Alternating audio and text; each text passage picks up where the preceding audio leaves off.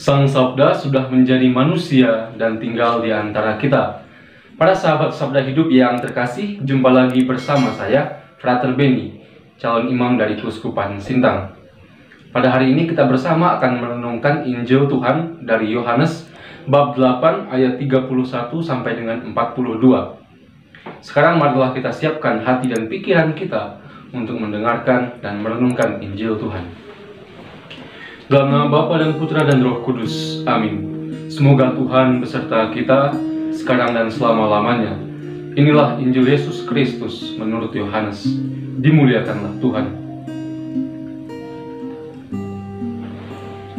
Sekali peristiwa, Yesus berkata kepada orang-orang Yahudi yang percaya kepadanya, "Jikalau kamu tetap dalam firman-Ku, maka kamu benar-benar murid-Ku, dan kamu akan mengetahui kebenaran, dan kebenaran itu akan memerdekakan kamu."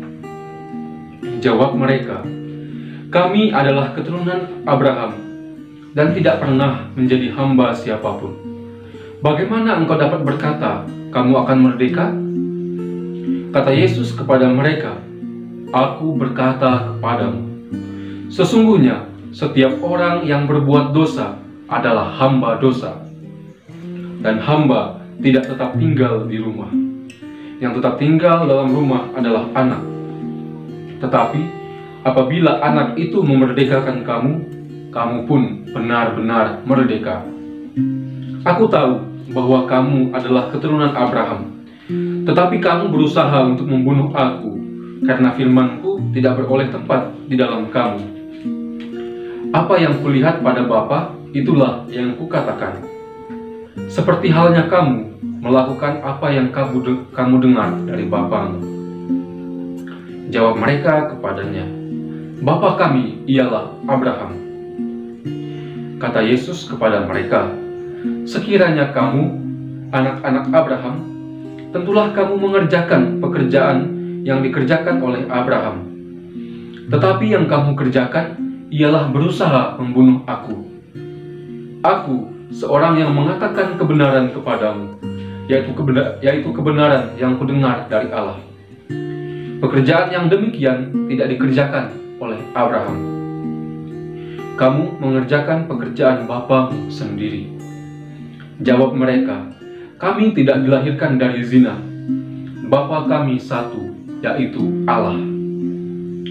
Kata Yesus kepada mereka, "Jikalau Allah adalah Bapamu, kamu akan mengasihi aku, sebab aku keluar dan datang dari Allah. Dan aku datang bukan atas kehendakku sendiri, melainkan Dialah yang mengutus aku." Demikianlah Injil Tuhan. Terpujilah Kristus. Para sahabat Sabda Hidup yang terkasih, di awal Injil tadi kita disuguhkan oleh pernyataan Yesus. Ia berkata bahwa kebenaran itu akan memerdekakan kamu. Nah, dari sini kita bisa bertanya, apakah kebenaran itu? Merenungkan atau merefleksikan pertanyaan apakah kebenaran itu, saya mengingat satu kisah Injil di mana Yesus berada di hadapan Pilatus ketika ia berkata bahwa ia diutus untuk mewartakan atau dia diutus untuk memberitakan tentang kebenaran. Maka Pilatus bertanya kepada Yesus, apakah kebenaran itu?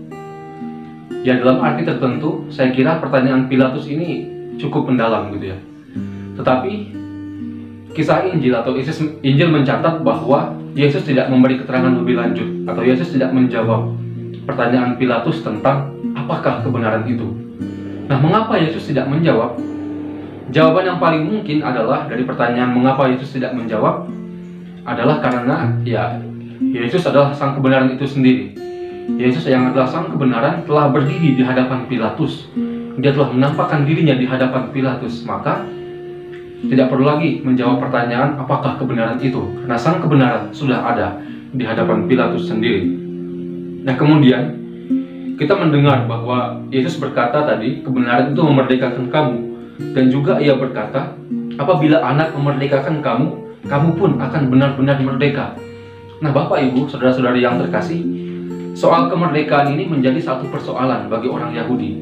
Mengapa menjadi persoalan? Karena mereka ini adalah dan kita juga itu keturunan dari Abraham, bukan dari Hagar atau dari Ismail yang dikatakan dalam kitab Kejadian sebagai budak dari Sarah. Mereka bukan anak-anak dari hamba atau anak-anak dari budak. Mereka anak-anak dari perempuan merdeka, yaitu Sarah, keturunan Abraham. Mereka adalah keturunan Abraham. Sehingga menjadi persoalan di sini, dikatakan bagaimana mungkin, sedangkan mereka adalah keturunan Abraham. Tentu kita tahu dari kisah Injil pada hari ini, yang dimaksudkan oleh Yesus adalah kebenaran sejati. Nah, para saudara yang terkasih, kebenaran yang sejati itu adalah kebenaran yang memerdekakan, seperti kisah Injil pada hari ini. Yesus menyebut dirinya sebagai jalan kebenaran dan hidup dalam Yohanes 14 ayat 6. Ia menghidupkan, dia memerdekakan kita dari dosa dan juga memberi kehidupan kita. Seperti kita tahu, ya saya kira kita tidak asing dengan ungkapan Paulus bahwa upah dosa adalah maut. Maka Yesus dengan menebus kita dari dosa telah menyelamatkan kita dari maut itu. Nah, para sahabat sabda hidup yang terkasih, berangkat dari kisah Injil atau berangkat dari inspirasi iman yang ada pada Injil hari ini, saya mengajak kita untuk merefleksikan realitas kita sekarang. Dalam dunia sekarang ini, di mana kemajuan berkembang dengan pesat, kemajuan teknologi, dan juga kemajuan dalam sisi rasional, kemajuan akal budi manusia itu berkembang dengan pesat.